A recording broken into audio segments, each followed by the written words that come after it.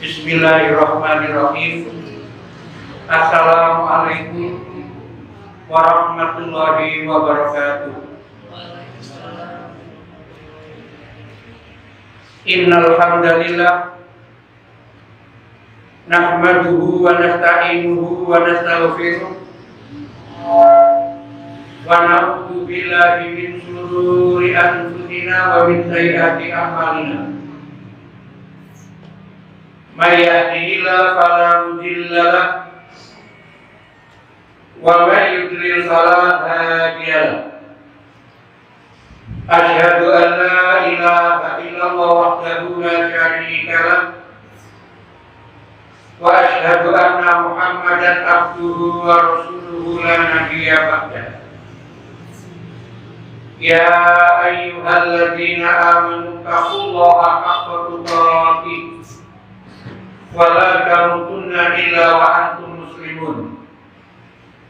Ya ayyuhan nasu taqu rabbakum alladzi khalaqakum min nafsin wahidah wa khalaqa minha zawjaha wa bassa minhuma rijalan katsiran wa nisaa wattaqullaha alladzi tasaaluna bihi wal arham innallaha kana 'alaikum raqiba. Ya ayyuhalladzina amanu taqullaha wa qulu qawlan sadida yuslih lakum a'malakum wa yaghfir lakum dhunubakum wa may yuti'illaha wa rasulahu faqad faza fawzan 'azima. Amma ba'du, fa inna asdaqal hadits kitabullah wa khairal huda Muhammadin sallallahu alaihi wasallam wa syarrul umuri muhdatsatuha wa kullu muhdatsatin bid'ah wa kullu bid'atin dhalalah wa kullu dhalalatin finnar. Ma'asyiral muslimin wal muslimat, bapak-bapak, ibu-ibu, adik-adik semuanya, semoga Allah Subhanahu wa ta'ala selalu memberikan taufik hidayah kepada kita semua, dan juga Allah memberikan istiqomah di atas iman dan Islam sampai akhir hayat kita, sehingga ketika Allah memanggil kita dalam keadaan husnul khotimah, dan di akhirat kelak Allah menempatkan kita di dalam jannahnya. Bapak-bapak, ibu-ibu dan adik-adik semuanya, jamaah pengajian Iftar yang dirahmati Allah Subhanahu wa ta'ala,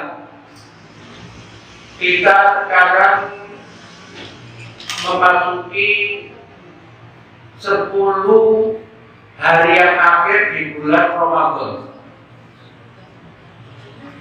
Kalau kita lihat tuntunan Nabi Shallallahu Alaihi Wasallam, kalau sudah masuk 10 hari akhir bulan Ramadan, itu Nabi lebih mempeng, lebih bersungguh-sungguh, lebih bermujahadah di dalam mendekatkan diri kepada Allah, yang Nabi tidak melakukan di hari-hari yang lain. Apa rahasianya?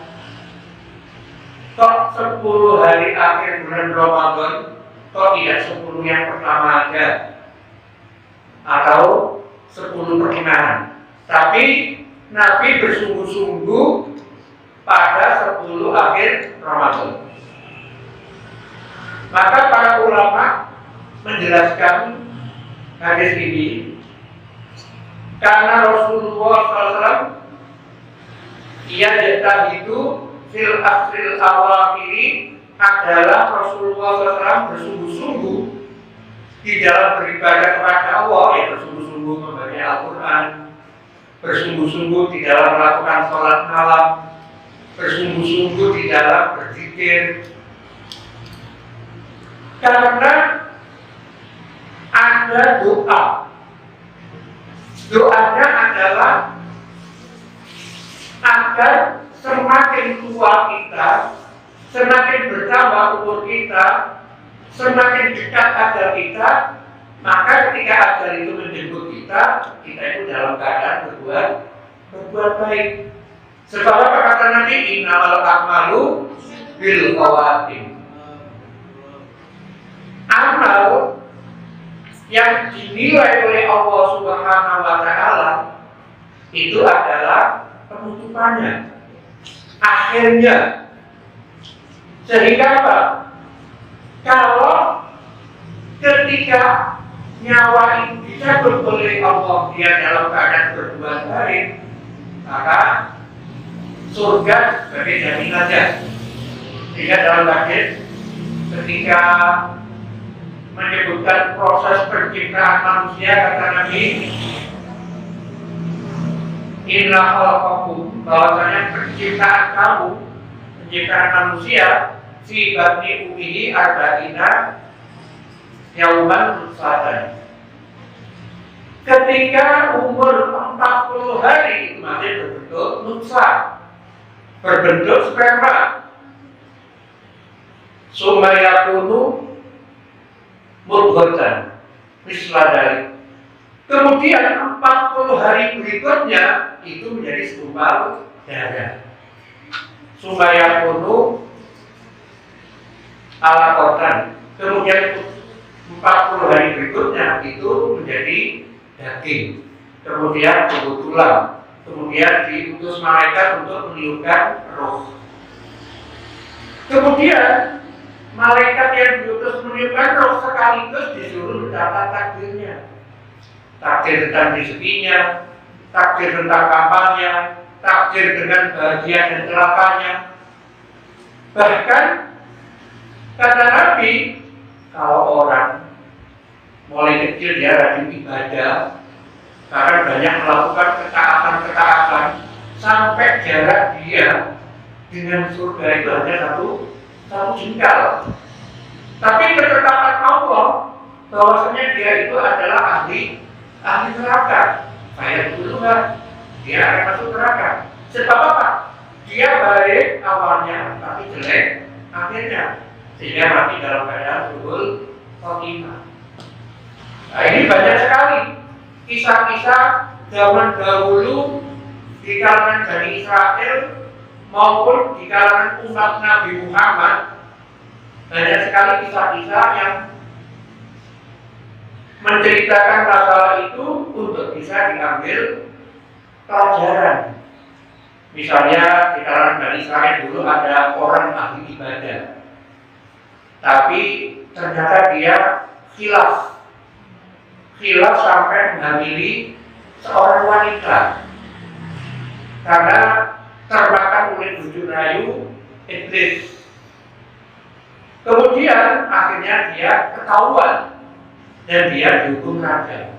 Nah, ketika hukum raja dilaksanakan, iblis mendatangi dia, berjanji akan memberikan bantuan asal dia mau taat kepada iblis. Akhirnya dia mau melaksanakan petunjuk-petunjuk iblis tersebut. Pada saat hukuman dilaksanakan, tapi iblis biasa janji tapi mengingkari, sehingga dia mati dalam keadaan buruk, sehingga mati dalam keadaan suhul khotimah.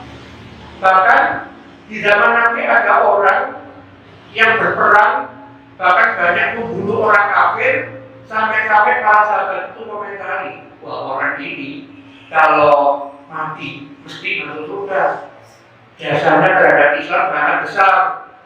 Dia banyak membunuh orang kafir, tapi Nabi mengatakan dia itu penghuni neraka. Kok bisa? Iya, akhirnya sahabat itu penasaran orang itu dibuntuti, kemana-mana diikuti. Ternyata dia luka-luka. Dan ketika luka-luka dia tidak mati. Dia tidak sabar, dia tidak kuat merasakan sakitnya luka-luka tadi. Akhirnya dia ngambil pedangnya, ditaruh di ujung hatinya, lalu ditusukkan. Ini berarti apa? Matinya bunuh diri, bukan mati karena jihad, bukan mati karena dibunuh oleh orang kafir tadi, Tapi yang menjadi penyebab kematiannya itu adalah dia ngambil pedangnya lalu ditusukkan ke hulu hatinya. Sehingga apa? Itulah yang menyebabkan dia masuk neraka. Nah, makanya kita berlindung kepada Allah supaya Allah menjaga kita, keluarga kita dan keturunan kita dijaga imannya sehingga tidak meninggal dalam keadaan su'ul khotimah. Tapi harapannya kita meninggal dalam keadaan husnul khotimah. Sekali iman sampai meninggal dunia pun tetap iman, membawa kalimat tauhid la ilaha illallah, karena tidak akan bisa masuk surga kalau orang itu tidak beriman. Ma'asyiral muslimin wal muslimat, bapak-bapak, ibu-ibu dan rakyat sekalian, makanya Nabi itu di 10 akhir bulan Ramadan lebih bersungguh-sungguh di dalam beribadah kepada Allah, bertakarrub kepada Allah, karena di situ mengandung harapan mengakhiri hidup dalam keadaan husnul khotimah. Bahkan bukan masalah Ramadan saja, termasuk masalah umur kita. Semakin tambah umur kita, semakin tua usia kita, mestinya kita ini juga bertambah ibadah kita. Sebab apa? Karena kalau umur kita kayaknya bertambah, tapi jatah hidup kita itu berkurang. Ya, kalau kita dijatah umur 60 tahun, sekarang sudah umur 40 tahun, berarti kan sisanya tinggal 20, dan kita nggak tahu juga jatah umur kita. Tapi intinya semakin tambah umur kita ini, berarti jatah kita semakin berkurang, dan kita nggak tahu kematian itu kapan menjemput kita. Nah, kalau kita biasa melakukan perbuatan baik, maka orang itu meninggal sesuai dengan kebiasaan sehari-harinya. Orang yang biasanya mencuri, membegal misalnya, dia matinya ya ketika begal tertangkap lalu diamuk massa, misalnya begitu ya. Karena apa? Kebiasaannya berbuat jelek. Orang yang kebiasaannya dangdutan misalnya, nyanyi-nyanyi, bahkan kemarin ada ya ketika foto kampanye pilpres itu sedang joget-joget dan kampanye, meninggal. Nah ini naudzubillah min dzalik. Harapan kita itu meninggal dalam keadaan sholat, meninggal dalam keadaan sedang berpuasa, meninggal dalam keadaan membaca Al-Quran. Nah, mestinya begitu, karena di antara tanda-tanda husnul khotimah itu adalah meninggal dalam keadaan ibadah, dalam keadaan taat kepada Allah Subhanahu wa Ta'ala, atau meninggal di hari Jumat. Itu juga termasuk tanda, karena kata Nabi, siapa yang meninggal dunia di malam Jumat atau hari Jumat, dia akan dilindungi dari azab kubur. Nah ini Syekh Nasruddin Al-Albani mencatat di kitab Al-Janaiz-nya termasuk di antara indikasi tanda-tanda husnul khotimah. Meninggal di medan perang membela agama Allah sudah jelas. Dalam Quran hadis jelas ya. Wala taqulul ma'isyal fi sabilillahi amwat bal ahya'un 'inda rabbihim yurzaqun. Misalnya meninggal kalau wanita misalnya saat melahirkan, ya melahirkan anaknya terjadi pendarahan sehingga dia akhirnya tidak tertolong misalnya, maka yang demikian itu termasuk kategori mati syahid. Sehingga mati syahid itu bukan hanya perang saja, tapi meninggal wanita yang melahirkan, meninggal ketika terjadi banjir sehingga dia tenggelam, meninggal ketika dia kena reruntuhan, misalnya gempa bumi, tanah longsor, dia terperdam di situ, maka itu juga termasuk meninggal karena sakit perut atau wabah turunan kemarin yang termasuk COVID. Nah itu juga termasuk mati syahid. Sehingga banyak saja para ulama menjelaskan syahid itu ada syahid dunia akhirat, ada syahid secara duniawi. Kalau dunia akhirat ya mati di medan perang sehingga dia tidak dimandikan, tidak disolati, sehingga bahkan dia dikafani apa adanya, sesuai ketika dia meninggal saat perang tersebut. Tapi kalau selain itu tetap dimandikan, dikafani, dia disolati, ya, tapi diberi pahala seperti pahala orang yang tadi. Kemudian yang kedua, mengapa Nabi lebih bersungguh-sungguh melakukan ibadah di 10 akhir bulan Ramadan? Karena di 10 hari akhir Ramadan itu ada satu malam yang sangat istimewa yang disebut dengan Lailatul Qadar. Sehingga kata Nabi, taharrau Lailatul Qadri fil asril awakhiri min Ramadan. Kalau kamu ingin mencari Lailatul Qadar, carilah Lailatul Qadar itu di 10 yang akhir di bulan Ramadan. Sebab apa adanya Lailatul Qadar adalah di 10 yang akhir. Bahkan lebih spesifik lagi kata Nabi, taharrau Lailatul Qadar fil witri minal asril awakhir min Ramadan, yaitu di malam-malam yang ganjil. Malam-malam yang ganjil itu malam 21, malam 23, 25, 27, 29. Nah itu kemungkinan besar di situ karena Lailatul Qadar itu tidak mesti tiap tahun bisa berubah-ubah. Misalnya tahun kemarin Lailatul Qadar terjadi tanggal 21. Nah, tahun ini belum tentu tanggal 21, bisa saja tanggal 23, bisa juga tanggal 25. Jadi tidak mesti. Makanya Nabi menyuruh 10 akhir. Bahkan kalau bisa, tidak usah mikir-mikir ganjil dan genap. Apalagi sekarang pasarnya beda-beda ya. Ada yang Senin, ada Selasa. Berarti malam ini yang satu mengatakan genap, yang satu mengatakan ganjil. Mana yang benar? Makanya kalau dia sungguh-sungguh di 10 akhirnya Ramadan, mesti salah satu di antara 10 itu ada yang bertepatan dengan Lailatul Qadar. Dan Lailatul Qadar ini bersamaan dengan malam pertama turunnya Al-Quran secara sekaligus. Jadi Al-Quran itu turun 2 tahap. Tahap pertama, tahap Al-Quran turun dari Lauh Mahfuz sampai ke Baitul Izzah, yaitu langit dunia yang terdekat secara komplit. Dan ini terjadi pada malam Lailatul Qadar dan ini terjadi pada bulan Ramadan. Makanya kalau di negeri kita turunnya Al-Quran diperingati tanggal 17 Ramadan. Sementara Nabi menyuruh Lailatul Qadar tanggal 20 seterusnya. Kok ini?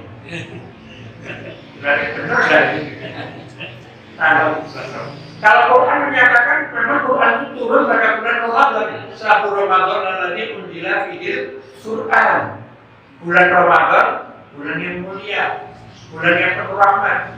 Karena bulan Ramadan bulan diturunkan Al-Quran. Hudan linnasi, Quran itu sebagai petunjuk bagi manusia. Sehingga kalau manusia itu dapat petunjuk, ya tinggal membaca Quran, memahami Al-Quran, mengamalkan Al-Quran, mendakwahkan Al-Quran. Itu namanya dapat hidayah. Nah, Al-Quran ditinggalkan tapi kita petunjuk kepada Allah. Ini namanya dan cocok juga, dan konsisten, dan konsekuen. Seperti orang yang Allah jadikanlah anakku anak yang soleh-soleha. Tapi dari didik agama, bahkan dia sendiri tidak memberi contoh kepada anak-anaknya menjaga sholat 5 waktu dengan berjamaah dan dijaga.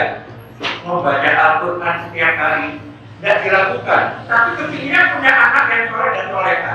Kan setiap perkawinan itu biasanya Pak Pemulu atau Ustaz kalau khutbah nikah itu kan gitu ya, sehingga jadi rumah tangga yang sakinah mawaddah warahmah, punya keturunan yang soleh dan soleha dan seterusnya. Tapi habis itu bukan, tidak ada langkah-langkah bagaimana mewujudkan keluarga yang sakinah mawaddah warahmah, bagaimana mewujudkan anak yang soleh dan solehah. Itu langkah-langkahnya dan diikuti. Sebab apa? Al-Quran yang diturunkan pada bulan Ramadan tersebut dan dipelajari, dan dipahami, apalagi dan diamalkan.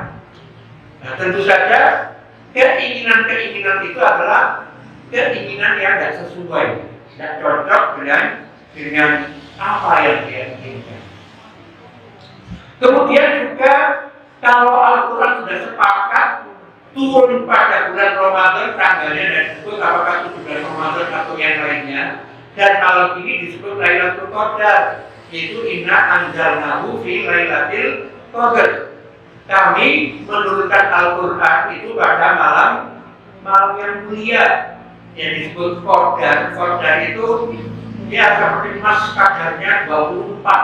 Kadar ini berarti ukuran, artinya kemuliaan. Tapi sebab apa? Karena bulan Ramadan ketika terjadi turunnya Al-Quran disebut Lailatul Qadar, sehingga disebut malam yang mulia. Tapi ada juga yang mengatakan Qadar itu artinya takdir. Ya Allah mengatakan inna khalaqna kulla shay'in bi qadar. Kami menciptakan segala sesuatu dengan qadar, dengan takdir. Nah, pada malam Lailatul Qadar, jadi wong Jawa itu malam Lailatul Qadar. Malam itu ya malam, Lailatul juga malam double.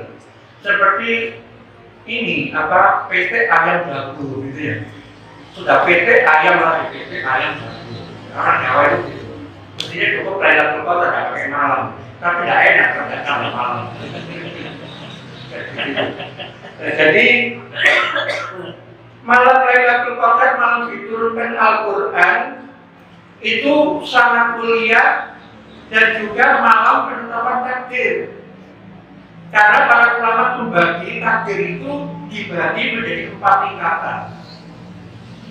Tingkatan pertama adalah takdir ketetapan Allah terhadap seluruh makhluk ketika berada di Lauhil Mahfuz. Ya, ketika menjelaskan surat Al-Qalam, Nun wal qalami wa ma yasturun. Imam Ibnu Katsir menjelaskan, setelah Allah menciptakan pena, kolam, lalu Allah berfirman kepada kolam, uktub wahai kolam, tulislah. Lalu kolam tanya, wa ma aktub? Apa yang aku tulis wahai Allah? Lalu Allah berfirman kepada kolam, uktub maqadirul khalaiqi. Tulislah seluruh takdir makhluk. Sehingga kolam itu menulis apa saja yang ada di alam semesta ini, langit, bumi dan seisinya, termasuk manusia, termasuk kita juga ada di situ. Bahkan semua yang berlaku pada diri kita itu sudah ditetapkan oleh Allah. Nah, itu terjadi sebelum adanya langit dan bumi ini. Khamsina alfa sanatin 50.000 tahun. Nah, ini tingkatan takdir pertama. Dan ini termasuk salah satu di antara rukun iman.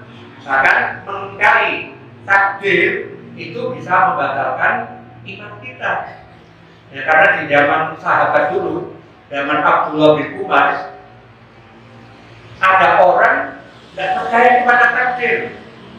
Dia mengatakan kalau saya kaya itu bukan karena takdir Allah, karena saya rajin bekerja. Itu kata dia.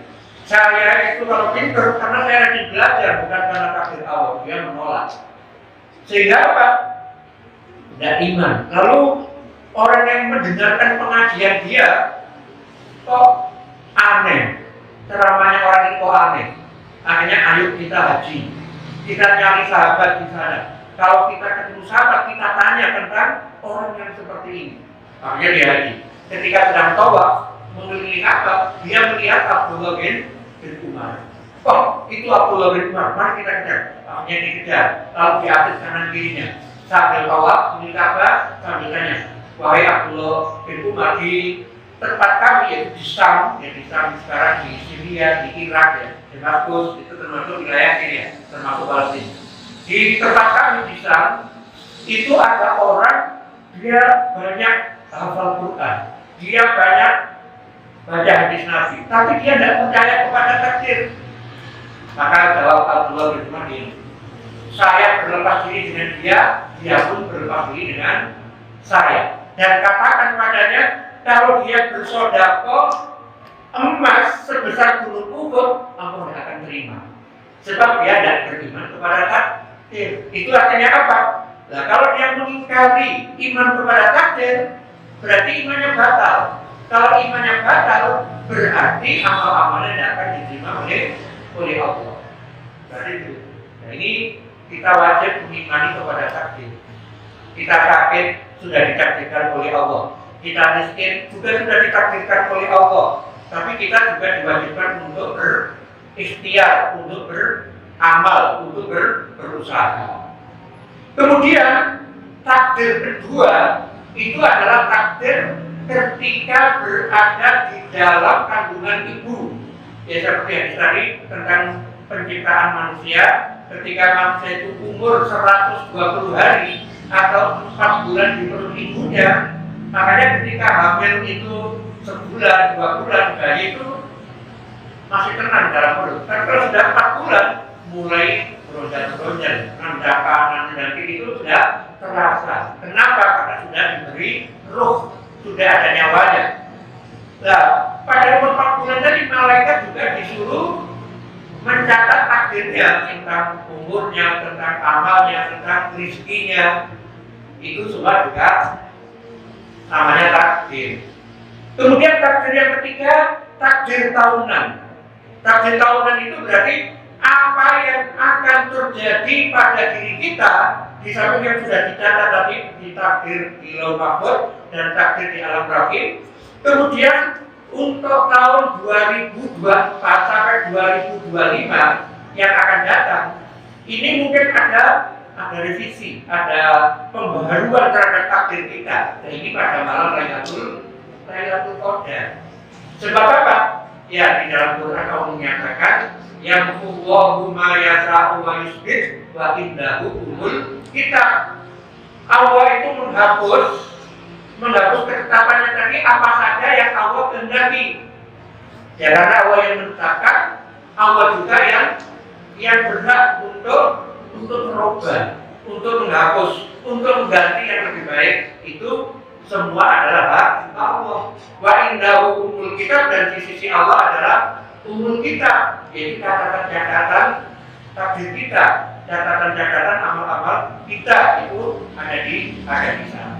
Nah, makanya ketika menjelaskan dalam surat Qadar inna anzalnahu fi lailatul qadri khairun min alfi syahrin.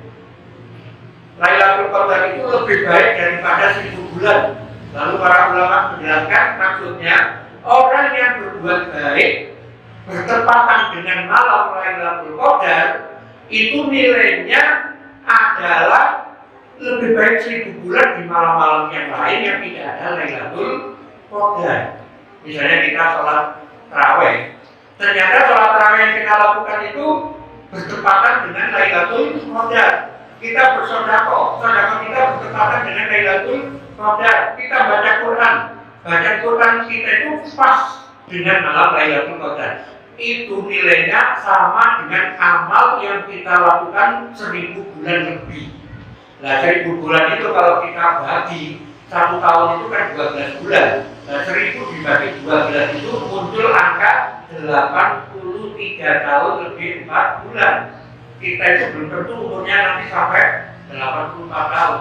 Tapi kalau kita beramal sedikit saja pas bertepatan dengan Lailatul Qadar itu setara dengan amal yang kita lakukan 83 tahun 4 bulan.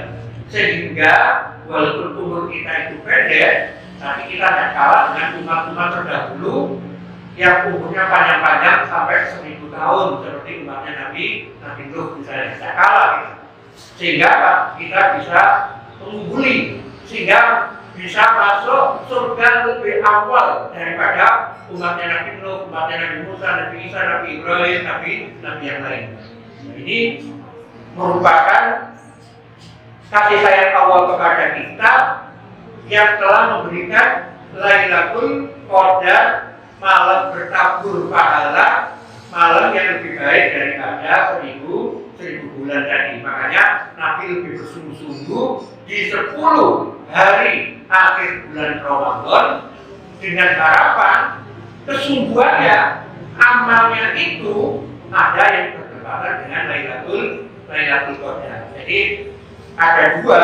Pertama, harapan doa supaya kita wafat dalam keadaan husnul khotimah. Yang kedua, kita mendapatkan Lailatul Qadar. Kemudian juga sampai Nabi itu menunjukkan kesungguhannya kalau sudah masuk 10 hari terakhir bulan Ramadan itu Nabi melakukan iktikaf. Ya, iktikaf itu al-habsu, menahan. Ya, menahan itu ya kayak orang di penjara, ditahan. Sebab orang yang iktikaf itu ditahan dia, ditahan di masjid yang biasanya boleh ke pasar, iktikaf nggak boleh lagi ke pasar. Kalau dia ke pasar batal dia. Bahkan sampai kata Aisyah minas sunnati, termasuk sunnah alal mutakifi bagi orang yang iktikaf, Allah yang udah maridun, dia tidak menjenguk orang yang sakit sedang iktikaf, lalu diberitahu itu temanmu yang bernama si fulan sakit. Nah, kalau dia sedang iktikaf tidak boleh. Kalau dia keluar menjenguk, nah kita ada iktikafnya, sehingga dia disuruh milih meneruskan iktikaf atau milih menjenguk orang sakit. Tapi kalau dia menjaga iktikaf tidak boleh. Bahkan mengantarkan jenazah ke kuburan, yang bukan hanya mengatakan memandikan, mengkafani, mensolati, itu kan fardu kifayah. Tapi orang yang iktikaf untuk mempertahankan iktikaf tidak boleh, kata Aisyah di antara para Nabi. Kenapa? Menahan. Sehingga orang yang iktikaf itu adalah menahan diri di masjid, dia tidak keluar dari tempat itu kecuali dalam keadaan darurat yang mesti harus keluar, misalnya ketika BAB misalnya, atau ketika dia makan berbuka, makan sahur, kalau memang tidak ada yang mengantarkan. Kalau sudah ada yang mengantarkan, apalagi disediakan tidak boleh. Tapi kalau memang tidak ada, ini dia boleh keluar untuk mencari kader. Tadi itu kalau terpepet. Tapi kalau tidak, dia tahan. Itu Nabi itu sampai begitu. Bahkan berjumpa dengan istri kan halal. Dalam badan iktikaf itu Nabi tidak sampai dikatakan puasa dan mizan. Nabi itu mengencangkan sarungnya. Maksudnya mengencangkan sarung itu tidak berdekatan dengan istrinya karena lebih fokus untuk lebih beribadah kepada Allah Subhanahu wa Ta'ala. Sebab apa? Dengan harapan ya di samping meraih Lailatul Qadar untuk membiasakan diri dalam berbuat baik, sehingga nanti dampaknya setelah Ramadan lewat, kebaikan-kebaikan itu melekat pada dirinya, sehingga amalnya itu menjadi istiqomah. Karena kata Nabi ketika ditanya, wahai Nabi, amal apa yang paling baik, yang paling afdal, yang paling utama itu? Maka kata Nabi, dua wa inqallah, amal yang paling baik, paling dicintai oleh Allah, yang paling utama itu adalah amal yang dilakukan secara terus menerus, walaupun amal itu sedikit. Nah, makanya ketika kita melatih diri berbuat baik di bulan Ramadan kita rajin sholat berjamaah. Bahkan di bulan Ramadan kita rajin sholat tarawih. Sholat tarawih itu sebetulnya adalah sholat malam, sholat tahajud yang diawalkan waktunya dari sholat isya. Nah, itu begitu.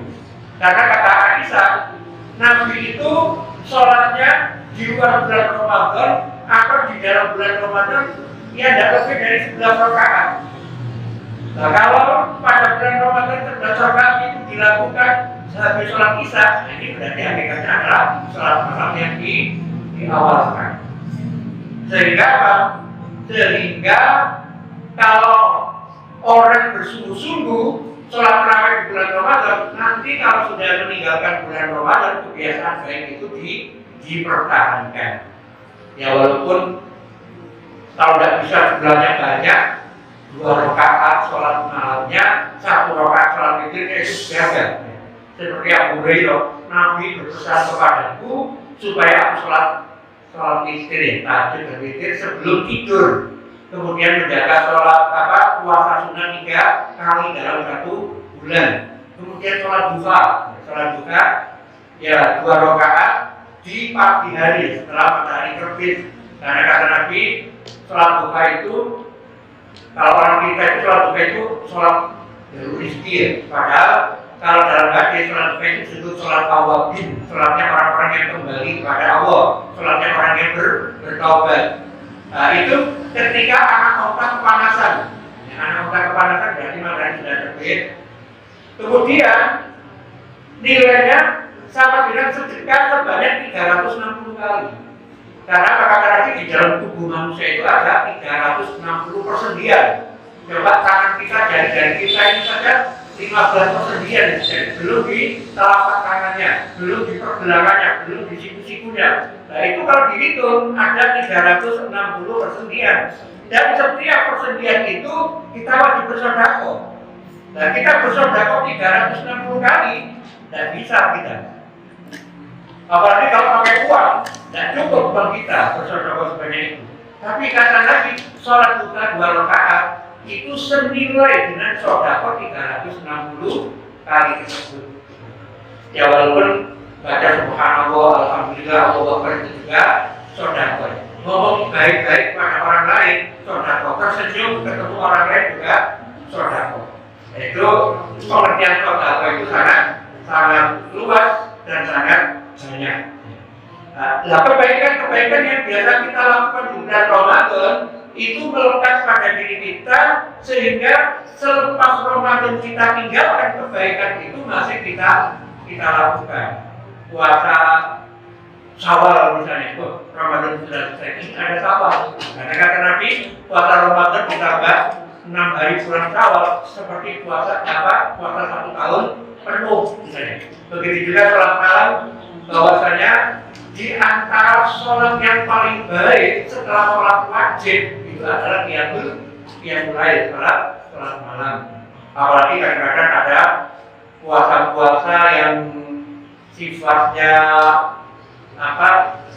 waktu, sekali waktu, misalnya puasa Arafah yang melakukan kesalahan 2 tahun, 1 tahun yang lalu, 1 akan datang misalnya. Ada puasa Muharram dan lain sebagainya. Itu artinya apa? Latihan puasa di bulan Ramadan bisa berlanjut pada puasa sunnah di bulan Ramadan. Begitu juga sholat tarawih yang kita lakukan bisa berlanjut dengan sholat malam. Begitu juga amal-amal yang lain. Baca Quran tidak hanya di bulan Ramadan, karena kadang-kadang ada orang rajin ibadah di bulan Ramadan, tapi begitu hari raya sudah kembali asal, seolah-olah dia mengenal Allah hanya di bulan Ramadan saja. Di luar bulan Ramadan sudah tidak kenal lagi sama Allah, lupa lagi sama Allah. Ini keliru. Sehingga ulama membuat bahasa kunu robbaniyin wala kuntum Ramadhanin. Jadilah kamu robbani, orang yang terikat dengan nilai-nilai ketuhanan, selalu beribadah kepada Allah di mana saja, waktu apa saja, bukan di bulan Ramadan saja. Nah inilah barangkali sudah mendekati waktu berbuka puasa.